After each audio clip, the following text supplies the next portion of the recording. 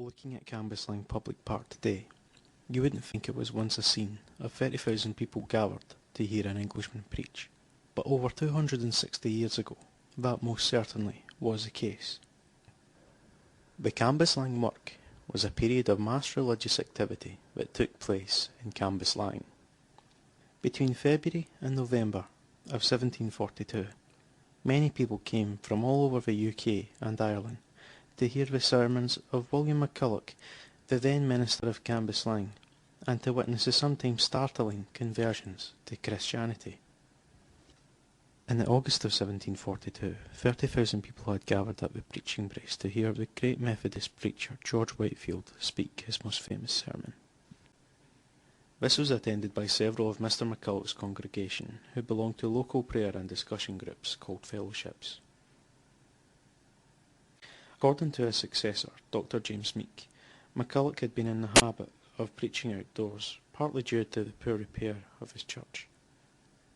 On Thursday the 18th of February, 1742, McCulloch began his weekly lecture as normal.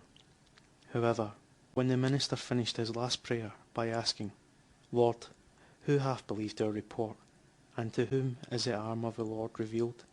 Where are the fruits of my poor labour among this people?" Several people cried out publicly in response to this, an event rare in Scottish worship. Many who attended the sermons were seized with a strong conviction that they were sinners, and experienced an horrific sense of future punishment. Many bewailing their lost and undone condition by nature, calling themselves enemies to God and despisers of precious Christ, declaring that they were unworthy to live on the face of the earth, that they saw the mouth of hell open to receive them, and that they heard the shrieks of the damned. The most insistent cry was, "What shall we do to be saved?"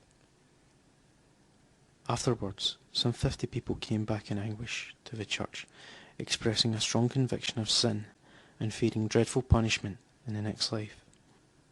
Many were seized with violent contortions, one woman saying that afterwards it was far worse than the pain of childbirth.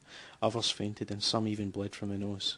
It was noted that the minister and some of the congregation encouraged people to give vent to their distress. Dr. Meek gave several explanations for the events of the Cambuslang work. He argues that this striking event was either natural or supernatural. He suggests that if the circumstances surrounding it were natural, that it was caused by mass hysteria. However, he also suggests that if it had been supernatural, that it was either the work of God or the devil. Either way, Cambuslang Public Park still stands today as a constant reminder of a town once steeped in the belief of God.